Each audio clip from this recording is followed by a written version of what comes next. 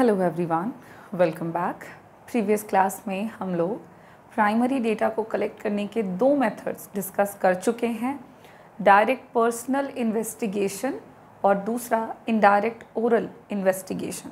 ये जो दो तरीके हैं, इन दोनों तरीक़ों का मीनिंग क्या है, इन दोनों तरीक़ों को हम कब यूज़ कर सकते हैं, इन दोनों ही मेथड्स के मेरिट्स एंड डिमेरिट्स, इतनी बातें हम लोगों ने प्रीवियस क्लास में फिनिश करते हुए साथ ही साथ एक और बात डिस्कस करी थी, और वो था इन दोनों ही मेथड्स के बीच में अंतर क्या है। हम लोगों ने देखा कि दोनों मेथड्स कंपैरेटिवली एक दूसरे से अलग अलग हैं। कोई मेथड स्मॉल एरिया के लिए सूटेबल है तो अगला मेथड लार्ज एरिया के लिए, वहीं पर एक मेथड कंपैरेटिवली सिंपल है तो अगला कंपैरेटिवली कॉम्प्लेक्स है, और इस तरह से कुछ पॉइंट्स में हम लोगों ने उनके बीच में डिफरेंसेस देखे थे। आज का क्लास हमारा प्रीवियस टॉपिक का कंटिन्यू क्लास रहेगा, यानी हम जो मेथड्स डिस्कस कर रहे हैं प्राइमरी डेटा के कलेक्शन के, उन्हीं मेथड्स को कंटिन्यू करते हुए हम थर्ड मेथड आज के क्लास में डिस्कस करेंगे, जिसका नाम है इंफॉर्मेशन थ्रू लोकल पर्सन और कॉरेस्पॉन्डेंस मेथड। चलिए शुरू कर लेते हैं आज के क्लास को। लेक्चर नंबर 6 होगा ये हमारा, और हम देख रहे हैं collection of data, chapter number 1, जहाँ पे आज जानेंगे प्राइमरी डेटा के कलेक्शन के तीसरे मेथड को, एंड द मेथड इज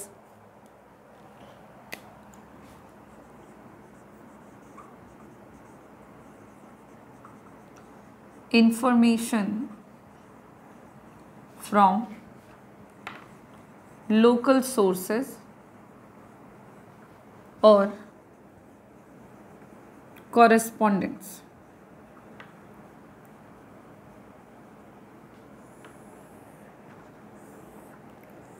अब देखिए, ये जो मेथड है ये पहले और दूसरे मेथड से काफ़ी अलग है। फर्स्ट मेथड में हम लोगों ने देखा था कि इन्वेस्टिगेटर जो है वो फील्ड में जाते हैं और डेटा कलेक्शन करते हैं। सेकेंड मेथड में हमने देखा इन्वेस्टिगेटर फील्ड में जाते हैं और इनडायरेक्टली इंफॉर्मेशन का कलेक्शन करते हैं उन लोगों से जिनके पास जानकारी हो सकती है, जिनके पास जानकारी होने के चांसेस होते हैं। इस मेथड में हम ये देखेंगे कि इन्वेस्टिगेटर खुद इन्फॉर्मेंट्स के पास नहीं जाते डेटा कलेक्ट करने के लिए, बल्कि इस मेथड में इन्फॉर्मेंट्स के पास या तो कॉरेस्पॉन्डेंट्स जाते हैं, वैसे लोग जो डेटा कलेक्शन का काम करते हैं, या वैसे लोग जाते हैं जो वहीं के लोकल लोगों में आते हैं, लोकल सोर्सेज में आ जाते हैं जिस एरिया से डेटा का कलेक्शन करना है, और इस मेथड में इस तरीके से डेटा का कलेक्शन कर लिया जाता है। चलिए पहले इसकी मीनिंग को हम देख लेते हैं, लिख लेते हैं, और फिर हम लोग इसके मीनिंग को और बेहतर तरीके से समझेंगे। सो अंडर दिस मेथड, इस मेथड के अंदर जो लोकल पर्सन होते हैं और कॉरेस्पॉन्डेंट्स होते हैं, कॉरेस्पॉन्डेंट्स को आप हिंदी में संवाददाता कह सकते हैं, तो जो लोकल पर्सन्स होते हैं और जो कॉरेस्पॉन्डेंट्स होते हैं वो अपॉइंट किए जाते हैं, आर अपॉइंटेड, नियुक्त किए जाते हैं in different parts of the area. उस एरिया के अलग अलग हिस्से में वो लोग अपॉइंट किए जाते हैं इन द एरिया, जिस एरिया को इज़ टू बी इन्वेस्टिगेटेड, जिस एरिया को इन्वेस्टिगेट करना है, जिस क्षेत्र को इन्वेस्टिगेट करना है, उस एरिया के अलग अलग हिस्सों में अपॉइंट कर लिया जाता है लोकल पर्सन और कॉरेस्पॉन्डेंट्स को, और आफ्टर द अपॉइंटमेंट वो लोग जो होते हैं, यानी ये लोकल पर्सन, ये जो कॉरेस्पॉन्डेंट्स होते हैं, ये कलेक्ट करते हैं, दे कलेक्ट इंफॉर्मेशन, वो इंफॉर्मेशन का कलेक्शन करते हैं इन देयर, अपने खुद के, इन देयर ओन वे, अपने खुद के तरीके से, एंड उसे लाकर प्रस्तुत कर देते हैं किसके पास, तो जिन्होंने उनको अपॉइंट किया है, यानी कि इन्वेस्टिगेटर को, and present to the investigator.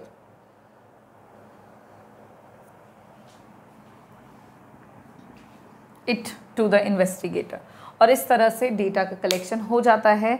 और डेटा कलेक्शन के मेथड्स में आप जैसा कि देख सकेंगे तो इन्वेस्टिगेटर खुद ना जाकर लोकल पर्सन को भेज देते हैं और वो लोग ही इन्वेस्टिगेटर के लिए डेटा का कलेक्शन करते हैं अपने खुद के तरीके से।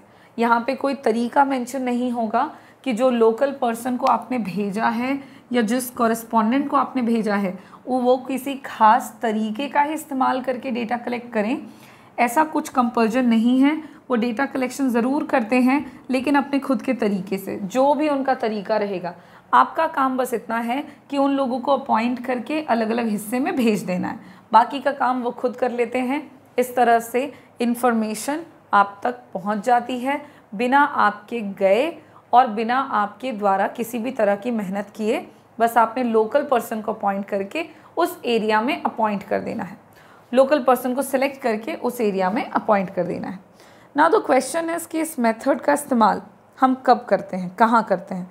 तो देखिए जनरली जो है आपके रेडियो एजेंसीज़ हो गए या आपके न्यूज़पेपर एजेंसीज़ हो गए, वहाँ से आपको जितने भी तरह की जानकारी मिलती है वो तमाम किस्म की जानकारी जो है वो इसी मेथड का इस्तेमाल करके कलेक्ट की जाती है। ठीक है, जैसे कि आपको इन्फॉर्मेशन आए दिन मिलता रहता है, कहीं पे चोरी हो गई है, कहीं पे कोई एक्सीडेंटल केस हो चुका है, तो ये सारी इन्फॉर्मेशन जो आपको न्यूज़पेपर के थ्रू, रेडियो के थ्रू, टीवी के थ्रू आपको मिलती रहती है, ये जानकारी इसी मेथड का इस्तेमाल करके ली गई होती है।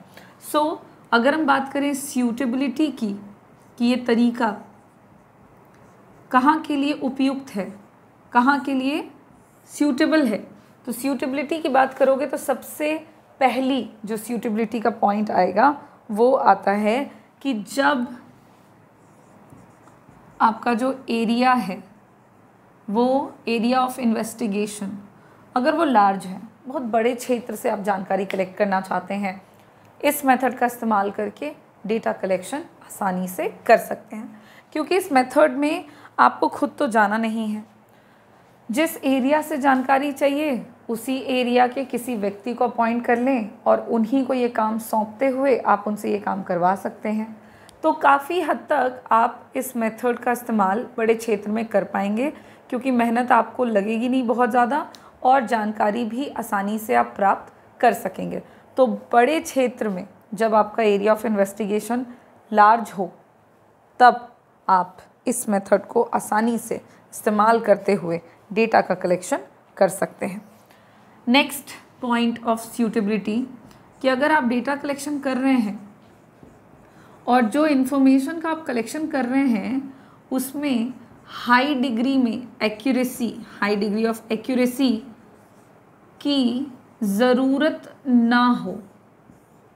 देखिए ऐसा भी होता है कि जब आप डेटा कलेक्ट करें तो आपको हाई डिग्री ऑफ एक्यूरेसी की ज़रूरत ना हो, मतलब कोई ऐसी जानकारी आप कलेक्ट कर रहे हैं जिसमें आपको बहुत ज़्यादा सटीक जानकारी प्राप्त करने की बाध्यता ना हो, आपको बस जानकारी से मतलब हो, तो उस केस में ये मेथड बेस्ट मेथड है। अब ऐसी बहुत सारी जानकारी हो सकती है जहाँ पे आपको हाई डिग्री ऑफ एक्यूरेसी की ज़रूरत ना पड़े, जैसे कि अगर हम एक्यूरेसी की बात कर रहे हैं तो टू द पॉइंट, एक एक बात बिल्कुल सही हो, उसी को आप एक्यूरेसी के साथ इन्फॉर्मेशन कह सकते हैं।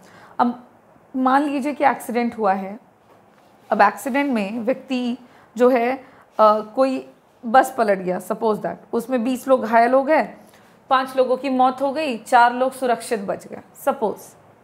अब यहाँ पे इतना इन्फॉर्मेशन आपके लिए काफ़ी है कि 20 लोग घायल हो गए थे, 5 लोगों की मौत हो गई थी, 4 लोग सुरक्षित हैं। अगर हाई डिग्री ऑफ एक्यूरेसी के साथ हम इसी डेटा की बात करें तो फिर डेटा लेना पड़ेगा कि जिनकी मौत हुई किन कारणों से उनकी मौत हुई, किस शरीर के अंग पर चोट लगने से उनकी मौत हो गई, या जो घायल हो गए तो व्यक्ति में घायल होने के क्या क्या सिम्टम्स हैं। कहने का मतलब है कि जो घायल हुआ किसका सर फूटा, अगर एक व्यक्ति घायल हुआ तो उसके सर फूटे, अब उसका सर फूट गया तो उसमें कितने स्टिचेस पड़े। अगर हम एक्यूरेसी की बात करें तो ये सब हो गया, इतने की ज़रूरत नहीं है। इन्फॉर्मेशन बस इतना रिक्वायर्ड है कि यस एक्सीडेंट हो गया, लोगों की मौतें हो गई, लोग घायल हो गए, this is the information.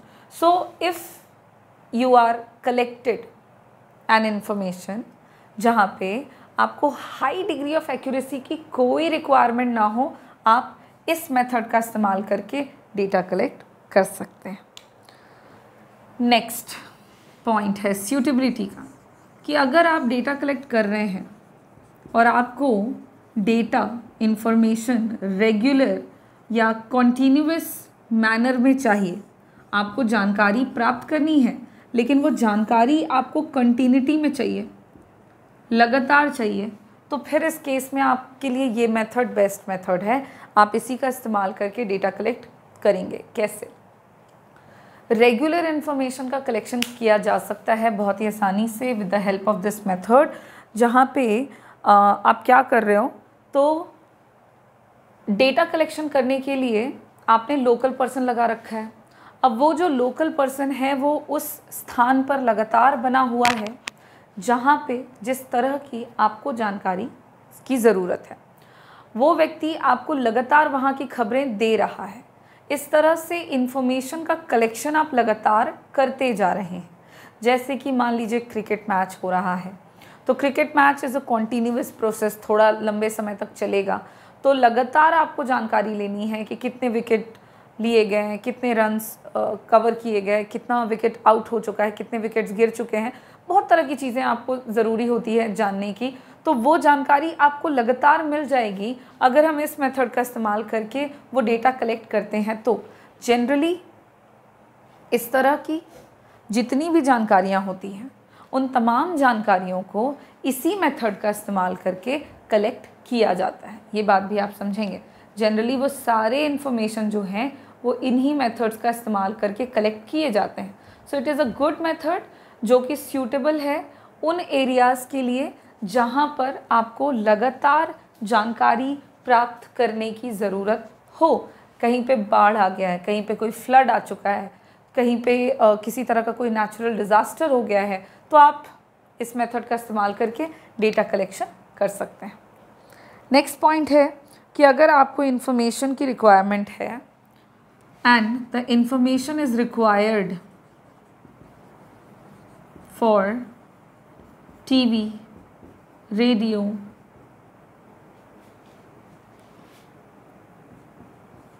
Newspaper, इस तरह के किसी भी प्लेटफॉर्म के लिए अगर आपको जानकारी चाहिए, तो फिर उस केस में डेटा का कलेक्शन करने के लिए this method is best method, क्योंकि इन सारे प्लेटफॉर्म पर आप जितनी भी तरह की जानकारी रिसीव करते हैं, आपको इसी मेथड का इस्तेमाल करके वो जानकारी दी जाती है। इस मेथड से ही तमाम किस्म की जानकारियों को पहले कलेक्ट किया जाता है और फिर इस तरह के किसी प्लेटफॉर्म के माध्यम से आपको जानकारी मिल जाती है। तो अगर आप टीवी के लिए इंफॉर्मेशन चाहिए, आपको रेडियो के लिए चाहिए, न्यूज़पेपर जैसे प्लेटफॉर्म के लिए चाहिए, एजेंसीज़ के लिए चाहिए, तो इसी मेथड का इस्तेमाल करके आप डेटा का कलेक्शन कर सकते हैं।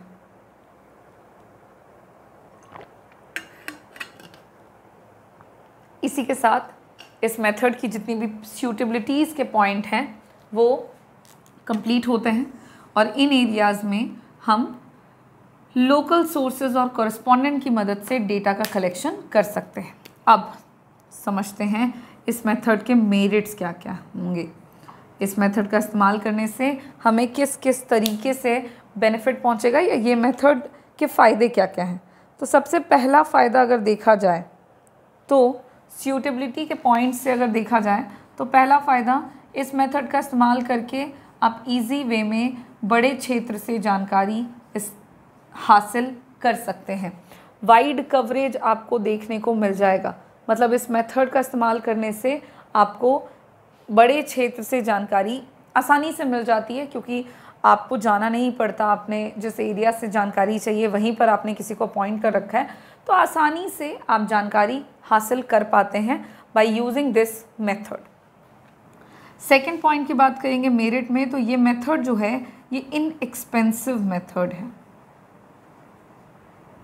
इस मेथड का इस्तेमाल करेंगे आप तो पैसा, मेहनत, समय, ये तीनों चीज़ें डेटा कलेक्शन के प्रोसेस में कम खर्च होंगी आपकी, क्योंकि आप नहीं जा रहे खुद डेटा कलेक्ट करने, आपका मेहनत नहीं लग रहा, आपको बहुत ज़्यादा पैसे खर्च करने नहीं पड़ेंगे, आपको सिर्फ उतने पैसे खर्च करने पड़ेंगे अगर कंपैरेटिवली देखा जाए as compare to other methods जो हमने अभी अभी दो डिस्कस कर लिए हैं, तो उन मेथड्स की तुलना में this method is less expensive और इनएक्सपेंसिव, चीपर है ये comparatively in terms of time, money and energy, क्योंकि इसमें आपका मेहनत तो नहीं लग रहा, लोकल पर्सन से ही आप जानकारी ले रहे हो, वही व्यक्ति जो वहाँ पे ऑलरेडी अवेलेबल है तो वही आपको जानकारी दे देगा, आप पैसे उसको उतना पे करोगे जितना वो काम कर रहा है, तो कंपैरेटिवली आप आते जाते आप वहाँ पे समय देते तो आपका पैसा जितना खर्च होता उसकी तुलना में आपके पैसे कम खर्च हो रहे हैं। अगर मैं समय की बात करें तो आपका समय तुलनात्मक रूप से कम लग रहा है जितना कि उस लोकल पर्सन का बस वेट करना पड़ रहा है। वो लोकल पर्सन आपको जानकारी दे रहा है और आप जानकारी बस ले ले रहे हो, तो आपको बस वेट करना है जानकारी प्राप्त करने के लिए। आप खुद जाते डेटा कलेक्ट करने तब जितना समय और पैसा और मेहनत खर्च होता उतना खर्च नहीं हो रहा। So this is a merit of this method. Next point है, इस मेथड का इस्तेमाल करेंगे तो रेगुलर इन्फॉर्मेशन रिसीव हो जाएगा। आप अगर इस मेथड को इस्तेमाल करते हुए डेटा कलेक्शन करते हैं then you can get easily regular information, लगातार आपको जानकारी जो है वो प्राप्त हो जाएगी और बहुत ही ईजी वे में आप इन्फॉर्मेशन का कलेक्शन कर सकोगे, बिना जाए बिना गए किसी भी तरह की जानकारी जो आपको लगातार चाहिए, कंटिन्यूटी में चाहिए, इस मेथड की मदद से आसानी से सप्लाई ऑफ इंफॉर्मेशन जो है, रेगुलर इन्फॉर्मेशन जो है वो पॉसिबल है। तो कंटिन्यूटी जो है वो मेंटेन हो जाती है with the help of this method. And the next point is कि this method is suitable for special purpose. देखिए, किसी खास तरह की जानकारी अगर आप पाना चाहते हैं तो स्पेशल इन्वेस्टिगेशंस के लिए ये मेथड काफ़ी सूटेबल है। सपोज दैट आप एग्रीकल्चरल क्रॉप्स से रिलेटेड जानकारी लेना चाह रहे हैं, मार्केट में किस तरह का ट्रेंड चल रहा है प्रोडक्ट को लेकर, फार्मर्स को क्या प्राइसेस पे किए जा रहे हैं बाय द मीडियोकर्स या कंज्यूमर्स, तो बहुत तरह की जानकारी है।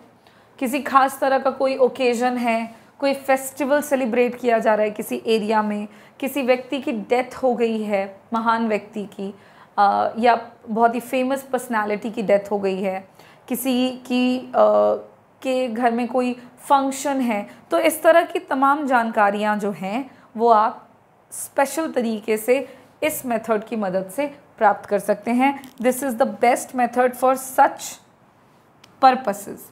और इस तरह से इस मेथड के कुछ मेरिट्स हैं जिनको हम लोगों ने यहाँ पे पॉइंट वाइज देखा। नाउ इस मेथड के डीमेरिट्स भी डिस्कस कर लेते हैं, क्या क्या डीमेरिट्स हैं। तो लोकल पर्सन और कॉरेस्पॉन्डेंट मेथड का डिमेरिट नंबर 1, सबसे पहला डिमेरिट जो है that is lack of accuracy. देखिए, इस मेथड का इस्तेमाल करके जब डेटा का कलेक्शन किया जाता है तो जो जानकारी होती है वो अप्रॉक्सीमेट होती है, मतलब रफली जानकारी कलेक्ट की गई होती है, एग्जैक्ट जानकारी आपको नहीं मिलती, जिसकी वजह से अगर देखा जाए तो एक्यूरेसी की कमी पाई जाती है जब आप डेटा कलेक्शन करते हो बाय यूजिंग दिस मेथड। तो ये मेथड आपको कम एक्यूरेट, लेस एक्यूरेट रिज़ल्ट दे सकता है and that is the demerit कि अगर कम एक्यूरेट रिज़ल्ट मिलेगा तो फिर आपकी स्टडी जो है वो उतनी सही नहीं होगी जितना होना चाहिए। ठीक उसी तरह से नेक्स्ट पॉइंट ऑफ डिमेरिट है इस मेथड का, दैट इज़ नो ओरिजिनलिटी। इस मेथड का इस्तेमाल करने पर जो ओरिजिनलिटी है डेटा में वो आपको नहीं मिल पाती, कम मिलती है, क्योंकि इस मेथड में पहले ही हमने देखा है कि जो कॉरेस्पॉन्डेंट है या जो लोकल पर्सन है वो डेटा कलेक्शन अपने तरीके से करते हैं। अब अगर डेटा कलेक्शन करते वक्त कॉरेस्पॉन्डेंट इन्फॉर्मेंट्स के साथ पर्सनल कांटेक्ट नहीं करते हैं तो फिर उस केस में जो डेटा प्राप्त होगा वो आपको ओरिजिनल नहीं मिलेगा, वो डेटा आपको कम सही मिल जाएगा, ओरिजिनल नहीं होगा, रियल नहीं होगा। तो एक्यूरेसी की कमी होती है और वो भी एक डिमेरिट है इस मेथड का। उसके अलावा नेक्स्ट पॉइंट है डिमेरिट में ही कि this method can be biased, ये तरीका बायस्ड है। इस मेथड में आप देखोगे तो पर्सनल बायसनेस के चांसेस होते हैं फ्रॉम द कॉरेस्पॉन्डेंट्स, और जिसकी वजह से डेटा फिर आपको भरोसेमंद नहीं मिलेगा। देखिए, लोकल पर्सन के पास चांस है कि वो डेटा कलेक्शन करते वक्त अगर बायस होना चाहता है, पक्षपाती होना चाहता है, इन्फॉर्मेशन के साथ थोड़ा बहुत भी गड़बड़ी करना चाहता है, तो वो कर सकता है, उसके पास पूरे चांस हैं। और अगर इन्वेस्टिगेटर के पास झूठ बोलने के, जानकारी को बदलने के चांसेस हैं, इसका मतलब है कि डेटा जो कलेक्ट होगा वो सही नहीं होगा, ओरिजिनल नहीं होगा, और अगर ऐसा है तो फिर वो जानकारी भरोसेमंद नहीं रह जाएगा। सो ये इस मेथड का एक और डिमेरिट है। उसके अलावा नेक्स्ट पॉइंट की बात करूं तो एक और डिमेरिट है, एंड द पॉइंट इज़ कि this method is time consuming, ये तरीका थोड़ा टाइम कंज्यूमिंग है। इस मेथड में आप लोकल पर्सन पर डिपेंड करते हैं for the collection of data, and अगर लोकल पर्सन कंज्यूम करता है ज़्यादा time in the process of collection of data, तो आपको भी वेट करना पड़ेगा, और वेट करते करते आपके पास कोई उपाय नहीं है, आपको तब तक वेट करना पड़ेगा जब तक कि वो व्यक्ति आपको जानकारी लाकर नहीं दे देता। इस केस में जब जानकारी मिलने में, रिसीव करने में आपको लंबा समय लग रहा है, तो ये एक टाइम कंज्यूमिंग मेथड हो जाता है, और ये इस मेथड का डीमेरिट कहलाता है। उसके अलावा एक और पॉइंट है, that is lack of uniformity. देखिए, यूनिफॉर्मिटी का मतलब आपको ऑलरेडी बता चुकी हूँ, समरूपता, एक रूपता या समानता। इस मेथड का इस्तेमाल करने पर आपको एक जैसे आंकड़े मिल जाएं, इसकी गारंटी थोड़ी कम है। क्यों? क्योंकि इस मेथड में हम लोकल पर्सन और कॉरेस्पॉन्डेंट को different parts of the area जिसको इन्वेस्टिगेट करना है वहाँ पॉइंट कर देते हैं। और दूसरी बात कि वो फ्री हैं अपने तरीके से डेटा कलेक्ट करने के लिए। तो अलग अलग लोग होंगे जब, तो वो अपने अपने तरीके से डेटा कलेक्ट करेंगे, तो ज़रूरी नहीं है कि उनके तरीके मैच करें। जब वो अपने अपने तरीके से डेटा कलेक्ट करते हैं, तब आपको जानकारी भी कहीं ना कहीं थोड़ी बहुत अलग मिलती है। और अलग अलग जानकारी मिलने को डिमेरिट इसलिए कह रहे हैं क्योंकि जब इन्फॉर्मेशन अलग होता है तब आप आसानी से कंपैरिजन नहीं कर पाते, तुलना नहीं कर पाते, और इस स्थिति में आपको जानकारी जो है एक तो गलत मिलने के चांसेस हैं, ऊपर से अगर मिले भी तो अलग अलग मिले, और कंपेयर करके रिज़ल्ट निकालने तक में आपको बहुत टाइम लग जाता है, आसानी से आप वो काम नहीं कर पाते। इसलिए इस पॉइंट को हम डिमेरिट कहते हैं। और इसी के साथ इस मेथड के डिमेरिट्स के पॉइंट यहाँ पे कंप्लीट होते हैं। एंड डिमेरिट्स चाहे जितने भी हों, अच्छा मेथड है, मेरिट भी है, यूज़ काफ़ी होता है ये, क्योंकि इसको यूज़ करने का पर्पस अलग है, सिचुएशन अलग है। सो इस तरह से थर्ड मेथड जो डेटा कलेक्शन का है, प्राइमरी डेटा के कलेक्शन का है, वो हमने यहाँ पे फिनिश कर लिया, बता दिया आपको मैंने उसका मीनिंग, उसकी सूटेबिलिटी, उसके merits and demerits. Next class में हम इसके आगे के मेथड को कंटिन्यू करेंगे। आज की क्लास को हम यहाँ पे फिनिश करते हैं। Thank you.